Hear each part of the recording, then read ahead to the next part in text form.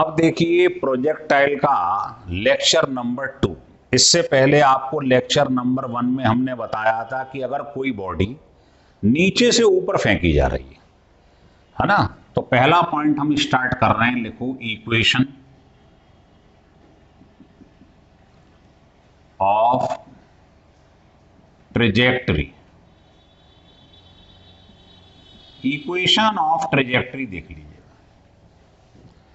ये क्या होता है? जो पाथ ऑफ द पैराबोला होता है वो कहलाता है ट्रेजेक्टरी। देखिएगा इसमें क्या करना है आपको, ये इक्वेशन है इसकी, x इक्वल टू, ये आपको याद रखनी, इसको कहते हैं इक्वेशन ऑफ ट्रेजेक्टरी।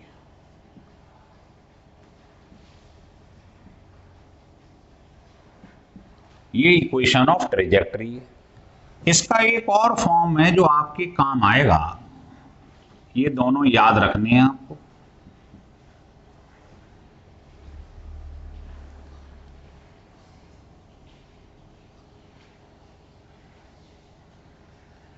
इसमें 1 माइनस एक्स ओवर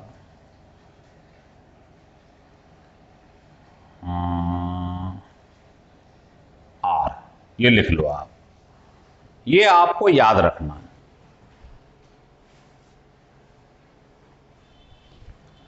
ठीक है, ये इक्वेशन ऑफ ट्रेजेक्टरी है। आप ये बताइए y की पावर 1 है और x की इस इक्वेशन में मैक्सिमम पावर कितनी है? 2।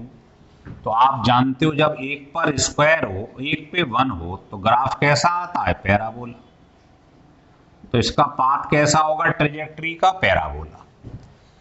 इस पे क्वेश्चन पेपर में ऐसे बन जाते हैं कि इफ, अगर कोई इक्वेशन दे दी जाए कि y इक्वल टू, आपको कुछ भी दे दिया गया, ये दे दिया गया है ना, इक्वेशन बना दी गई वैसी और ऐसे बना दी। मैं सॉल्व नहीं कर रहा हूं, फंडा बता रहा हूं। तो आपसे कह रहा अगर ये इक्वेशन ऑफ ट्रेजेक्टरी दी है तो आप बताइए रेंज कितनी होगी।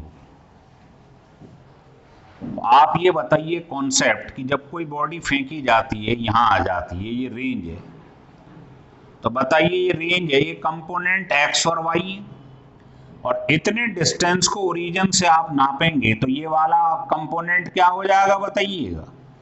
x ये हो जाएगा, y ये हो जाएगा। तो रेंज के समय y क्या होता है? 0 होता है और x जो है डिस्टेंस, वो रेंज है। तो अगर रेंज निकालनी है तो y को 0 रख दो।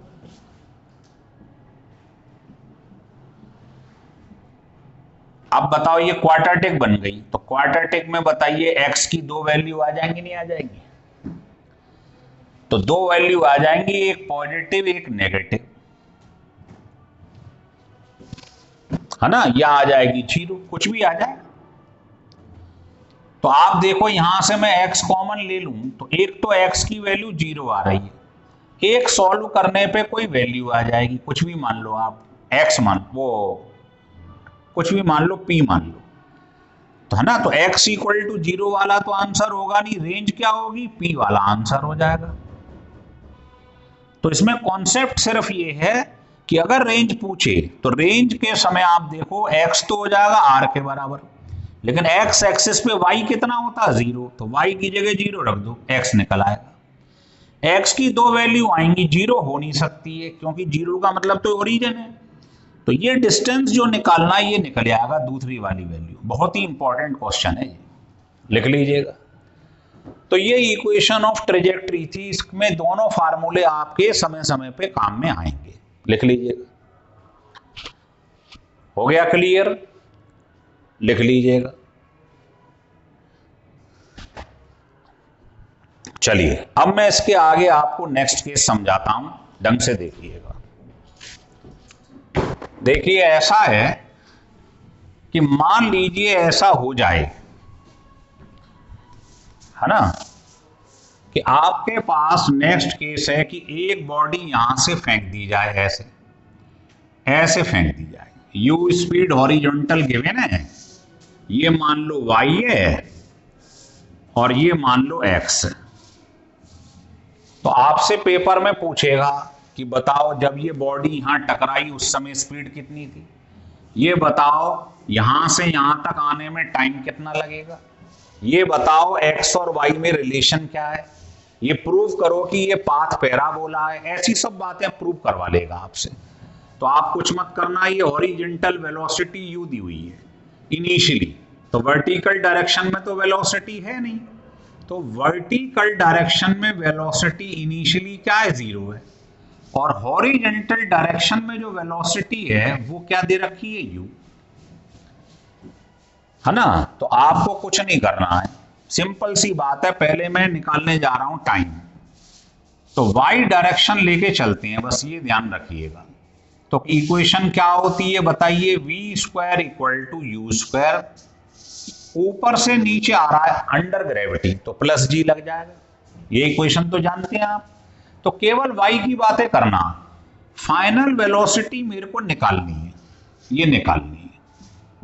इनिशियल कितनी है वर्टिकल डायरेक्शन में, 0, 2gh, तो आपको मालूम पड़ जाएगा कि टकराते समय फाइनल स्पीड कितनी। अगर आपको टाइम निकालना होता तो आप इससे निकाल लेते, क्योंकि इसमें आपको मालूम है h equal to U T plus half G T square, तो u तो 0 है वर्टिकल डायरेक्शन में, तो यहां से आपके पास में अगर h गिवन है तो t निकल आएगा, t गिवन होगा तो h निकल आएगा। आ रही है इक्वेशन समझ में। इसने h को y मान लिया, कोई परेशानी नहीं, y लिख लो। अगर मैं बात करूं हॉरिजॉन्टल डिस्टेंस की, तो बताओ हॉरिजॉन्टल डिस्टेंस, डिस्टेंस क्या होता है बेटे, स्पीड इनटू टाइम। तो अगर हॉरिजॉन्टल डिस्टेंस निकालना है तो इनिशियल स्पीड आपको हॉरिजॉन्टल लेनी पड़ेगी, ये हर जगह क्या रहती है, सेम। तो आप यहां पर गिवन होगी, ये आ गई 2 इक्वेशन। तो एक वर्टिकल से बना लो, एक हॉरिजॉन्टल से। इसमें से t को एलिमिनेट कर दो, इसमें उठा के रख दो, बताओ t की वैल्यू क्या आ गई, x/u। इसको यहां रख दो, तो बताइए ये आ गया नहीं आ गया।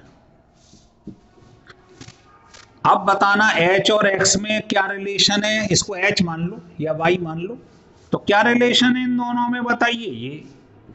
अब बताओ, एक पे पावर 1 है, एक पर स्क्वायर है, तो प्रूव हो गया ये पाथ पैराबोला है, ये प्रूव हो गया कि पाथ पैराबोला आ गया।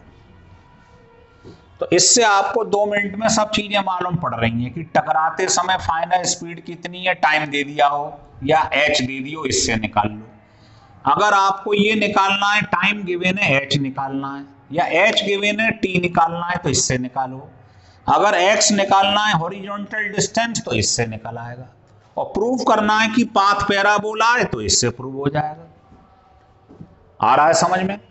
तो ऐसे जितने भी क्वेश्चन आएंगे जिनमें चीज ऊपर से नीचे फेंकी गई है, तो इनका इस्तेमाल आपको करना है। कॉन्सेप्ट समझ लो बस, सारा का सारा लिख लिए।